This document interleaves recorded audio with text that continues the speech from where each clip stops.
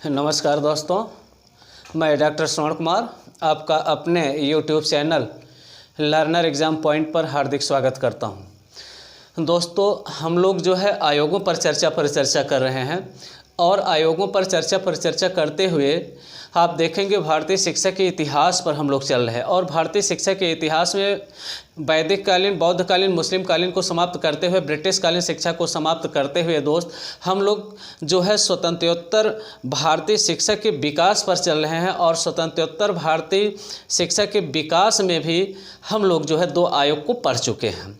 तो पहला आयोग हम लोगों ने जो पढ़ा वो पढ़ा था राधा कृष्ण आयोग। तो राधा कृष्ण आयोग का गठन जो किया गया था दोस्त 1948 में किया गया था, प्रतिवेदन 1949 में प्रस्तुत किया था और सबसे ज़्यादा जो बल दिया था दोस्तों के शिक्षा पर दिया था, हायर एजुकेशन पर बल दिया था।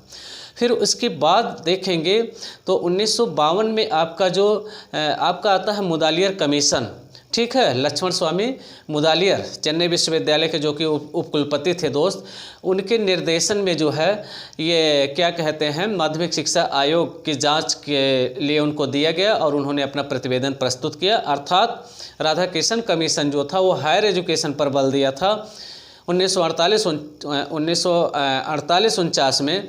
और इसके बाद देखेंगे जो माध्यमिक शिक्षा आयोग आया 1952-53 में, ये दोस्त माध्यमिक शिक्षा पर ज़्यादा बल दिया था, ठीक। अब देखेंगे 1952-53 के बाद पुनः फिर कमेटी का क्या किया जाता है, गठन किया जाता है और भारतीयों की शिक्षा में कैसे सुधार किया जाए, ठीक है, उस पर जो है सुझाव जो है मांगने के लिए जो है किस स्तर से कौन सी शिक्षा की शुरुआत किया जाए, उसके लिए जो है कोठारी कमीशन का क्या किया जाता है दोस्त, गठन किया जाता है। तो कोठारी आयोग को देखेंगे कई नामों से जाना जाता है, इसी को जो है कोठारी आयोग कहते हैं और इसी को जो है आप देखेंगे जो है कोठारी कमीशन भी कहते हैं और इसी को विश्वविद्यालय शिक्षा आयोग भी कहते हैं, राष्ट्रीय शिक्षा आयोग भी कहते हैं दोस्त। और इसी को जो है 17 सदस्यीय राष्ट्रीय शिक्षा आयोग के नाम से भी दोस्त यह जाना जाता है। तो देखेंगे कोठारी कमीशन का जो गठन किया गया था दोस्त, देखेंगे इन्होंने जो है प्राथमिक शिक्षा से लेकर के पूर्व प्राथमिक शिक्षा, माध्यमिक शिक्षा, उच्च शिक्षा, ठीक है, स्त्रियों की शिक्षा पर और विकलांगों की शिक्षा पर, ठीक है, और मंद बुद्धि के बालकों की शिक्षा पर विशेष इन्होंने क्या दिया था दोस्त, बल दिया था। और इनकी शैक्षिक संरचना को आप लोगों ने पढ़ा भी होगा, 10+2+3 शिक्षा संरचना का सुझाव कौन दिया था दोस्त, तो ये दिया था कौन, दौलत सिंह कोठारी। तो कोठारी का आप देखेंगे इसकी रिपोर्ट का शीर्षक भी क्या था, ये ज़्यादातर क्वेश्चन पूछा गया है। तो शिक्षा और राष्ट्रीय प्रगति जो है इनका क्या था, शीर्षक था, ठीक है।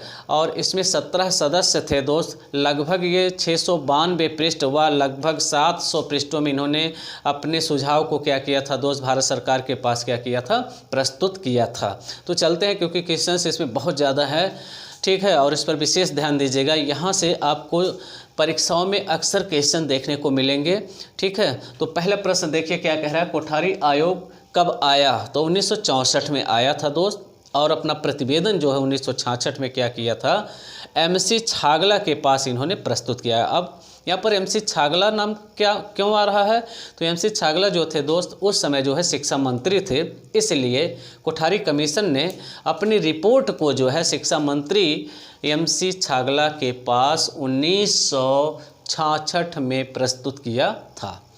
दूसरा क्वेश्चन, इस आयोग को कितने नामों से जाना जाता है, तो शिक्षा आयोग, राष्ट्रीय शिक्षा आयोग, कोठारी कमीशन 1964-66 और 17 सदस्यीय राष्ट्रीय शिक्षा आयोग के नाम से भी यह जाना जाता है। आगे चलते हैं, फिर कह रहे हैं कोठारी आयोग का गठन कब किया गया था, तो 14 जुलाई 1964 को जो है कोठारी कमीशन का क्या किया गया था दोस्त, गठन किया गया था। अगला क्वेश्चन कह रहे हैं कोठारी आयोग के अध्यक्ष कौन थे, तो देखिएगा कोठारी कमीशन इन्हीं के नाम पर, किसके नाम पर, DS कोठारी, दौलत सिंह कोठारी। तो कोठारी कमीशन का जो गठन किया गया था, यहाँ पर देखेंगे कोठारी कमीशन का जो गठन था दोस्त वो 14 जुलाई 1964 को किया गया था। और इसका नाम क्यों पड़ा कोठारी कमीशन, क्योंकि इसके जो अध्यक्ष थे वो DS कोठारी थे दोस्त, दौलत सिंह कोठारी जो है इस कोठारी कमीशन के क्या थे, अध्यक्ष थे, और इसलिए जो है इसका नाम क्या पड़ा था, कोठारी आयोग। और दौलत सिंह कोठारी जो है वो किस पद पर थे, तो विश्वविद्यालय अनुदान आयोग के अध्यक्ष थे, अर्थात इन्हीं की अध्यक्षता में जो है एक प्रकार से कोठारी कमीशन का क्या किया जाता है दोस्त, गठन किया जाता है। आया समझ में?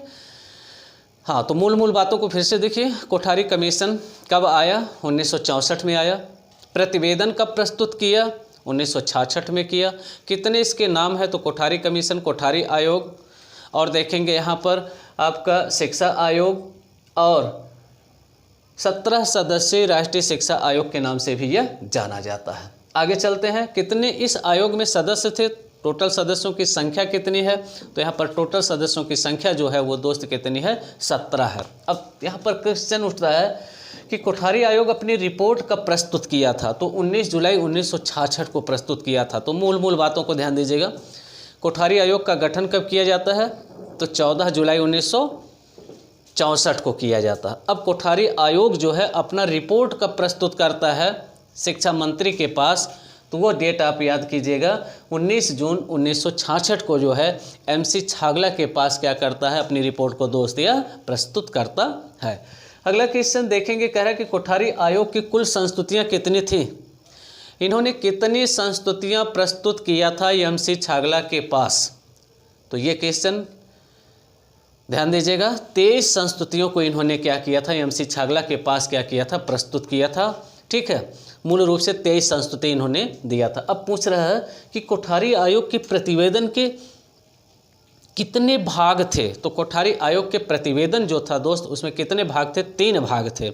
अब यहाँ पर दूसरा प्रश्न वहीं पर बनेगा कि कोठारी आयोग के 3 भाग थे तो कितने अध्याय थे, तो देखिएगा 3 भाग में टोटल अध्यायों की संख्या जो थी दोस्त वो 19 अध्याय था। अब यहाँ पर पूछेगा कि भाग 1 में कितने अध्याय थे, तो भाग 1 में जो है 6 अध्याय। कितने अध्याय थे, तो यहाँ पर देखिएगा भाग 1 में जो है वो 3 अध्याय थे। यहाँ पर देखिएगा भाग 1 में 3 अध्याय, भाग 2 में जो है 11 अध्याय, और भाग 3 में जो है वो 2 अध्याय थे। इस प्रकार जो है कोठारी कमीशन की जो रिपोर्ट थी उसमें टोटल अध्यायों की संख्या कितनी थी, 19 अध्याय था। संस्तुतियाँ कितनी, 23 संस्तुतियाँ, भाग कितने, 3, सदस्य कितने, 17।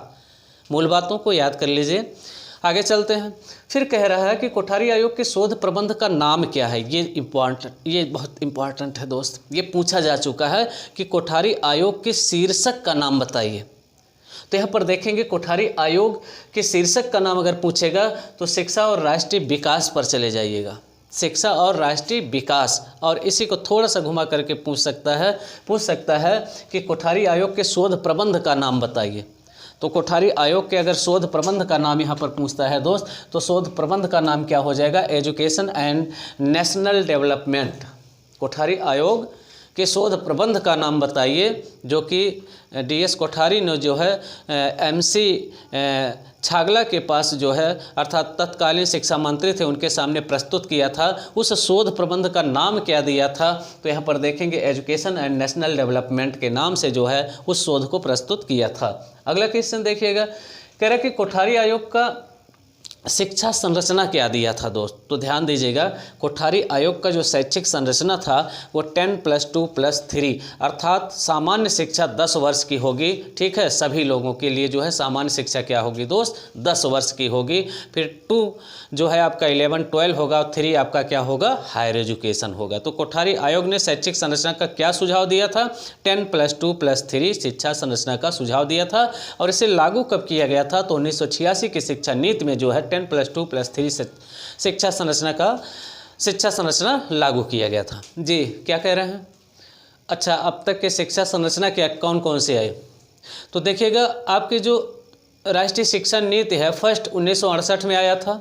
तो 1968 की जो राष्ट्रीय शिक्षा नीति थी, 1968 की जो राष्ट्रीय शिक्षा नीति थी दोस्त, वो जो था आपका 68 में जो आया था वो 10+2 था। और 1986 में जो आया लागू जो किया गया 10+2+3 लागू किया गया। ठीक, फिर संशोधित राष्ट्रीय शिक्षा नीति आती है 1992। ठीक है, आचार्य राममूर्ति समिति, उसमें देखेंगे उसमें कुछ संशोधन किया गया। ठीक है, अर्थात उसमें जो है ऑपरेशन ब्लैक बोर्ड को उच्च स्तर पर लागू किया गया। फिर देखेंगे जो स्वतंत्र भारत की जो तीसरी राष्ट्रीय शिक्षा नीति आई वो आया आपका NPE 2020, ठीक है। इसमें आपका जो शैक्षिक संरचना है 5+3+3+4 शिक्षा संरचना है। तो आपका कहने का सही है 10+2 पहले आया, फिर 10+2+3 आया, फिर 5+3+3+4 वर्तमान में चल रहा। आगे चलें।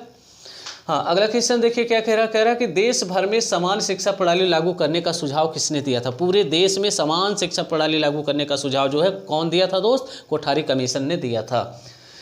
अगला देखिएगा कह रहा है कि यह सुझाव किसने दिया था कि केंद्र सरकार नेशनल एजुकेशन एक्ट बनाए। यह सुझाव किसने दिया था कि केंद्र सरकार जो है वो नेशनल एजुकेशन एक्ट बनाए, और दूसरा सुझाव कि राज्य सरकार जो है वो स्टेट एजुकेशन एक्ट बनाए। ये दोनों क्वेश्चन बहुत इंपॉर्टेंट, इसको थोड़ा सा ध्यान दीजिएगा। कह रहा है कि नेशनल एजुकेशन एक्ट, ये देखिएगा कह रहा है कि नेशनल एजुकेशन एक्ट बनाए कौन, केंद्र सरकार, और स्टेट एजुकेशन एक्ट बनाए, ठीक है, राज्य सरकार। यह सुझाव कौन दिया था, कोठारी आयोग ने दिया था। और आयोग ने सुझाव हेतु प्रश्नावली विधि और निरीक्षण और साक्षात्कार विधि का प्रयोग किया था। अब आपसे पूछा जा सकता है कि कोठारी आयोग ने जो है रिपोर्ट को प्रस्तुत करने के लिए किन किन विधियों का प्रयोग किया था। तो हम आपको बताना चाहते हैं कि 5,000 लोगों के पास दोस्त प्रश्नावली बना करके भेजा गया था कि क्या क्या सुझाव अपना आप दीजिए, ठीक है। तो सुझावों के माध्यम से 2400 लोगों ने जो है उस प्रश्नावली को वापस किया था,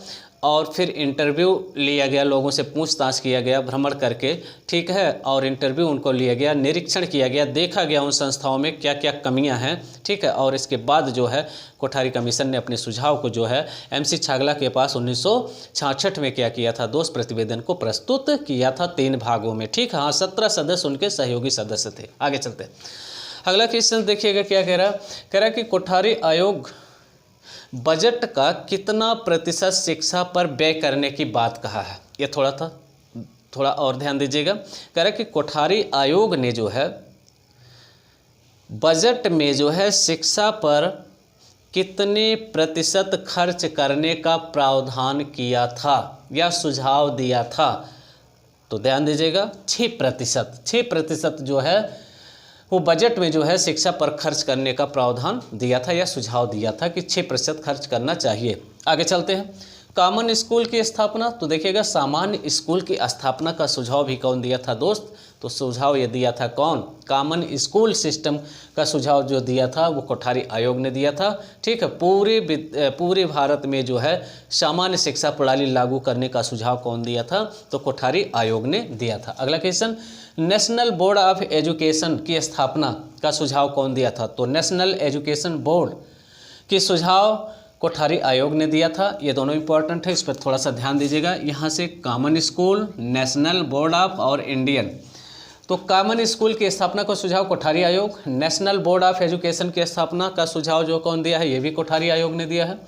इंडियन एजुकेशन सर्विस के गठन का सुझाव भी दिया है कौन, कोठारी आयोग। अर्थात राज्य स्तर पर शिक्षा में सुधार करे प्रांतीय सरकारें, केंद्र स्तर पर सुधार करे कौन, केंद्रीय सरकारें। उसके लिए जो है नेशनल बोर्ड ऑफ एजुकेशन की स्थापना और इंडियन एजुकेशन के गठन का सुझाव दिया था कौन, कोठारी आयोग। अगला क्वेश्चन को देखेंगे, कह रहा है state board of school education, अर्थात राज्य सरकारें अपने राज्य में जो है शिक्षा प्रणाली के सुधार के लिए क्या स्थापित करें, state board of school education.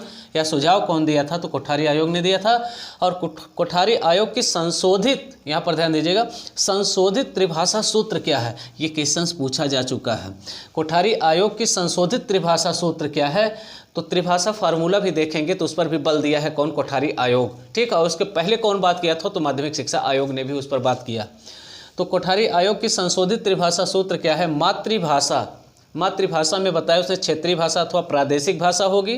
दूसरा बताया है कि संघ की राजभाषा अर्थात हिंदी व अंग्रेजी होगा। तीसरा बताया है आधुनिक भारतीय भाषा आधुनिक यूरोपीय भाषा होगी। अगला क्वेश्चन, निबंधात्मक प्रश्न, लघुत्तरी प्रश्न, वस्तुनिष्ठ प्रश्न, इसमें क्या कहा था। देखिए कोठारी आयोग ने कहा है कि किसी भी बच्चे का मापन और मूल्यांकन करने के लिए जो है आप जो ब्लूप्रिंट बनाएं, ठीक है, ब्लूप्रिंट बनाते समय, प्रश्नों का निर्माण करते समय आप उसमें 3 प्रकार के प्रश्न को रखिए। क्या क्या प्रश्न बताया है, पहला बताया है कि निबंधात्मक प्रश्न से किसी भी बालक की रचनात्मकता का हमें दोस्त आकलन चलता है। उसकी धारा प्रवाह का, उसकी विविधता का, उसके विस्तारण का हम आकलन अगर करना चाहते हैं तो हमें निबंधात्मक प्रश्न ही रखना पड़ेगा। आया समझ में? क्योंकि वस्तुनिष्ठ क्वेश्चन से हम किसी भी व्यक्ति के या बालक के जो है वो क्रिएटिविटी का पता नहीं लगा सकते हैं। इसलिए बालक की क्रिएटिविटी का पता लगाने के लिए जो है निबंधात्मक प्रश्न रखे जाएं। आगे, अंकों के स्थान पर ग्रेड प्रणाली लागू किया जाए। 1 किलोमीटर पर प्राथमिक विद्यालय और 3 किलोमीटर पर उच्च प्राथमिक विद्यालय स्थापित हो, ये भी सुझाव दिया था। मंद बुद्धि के और विकलांग बच्चों के लिए अलग स्कूल खोले जाएं। कोठारी आयोग की शिक्षा संरचना के स्तर क्या है? कह रहा एक पहला देखिएगा 2 या 3 वर्ष का उच्चतर माध्यमिक शिक्षा हो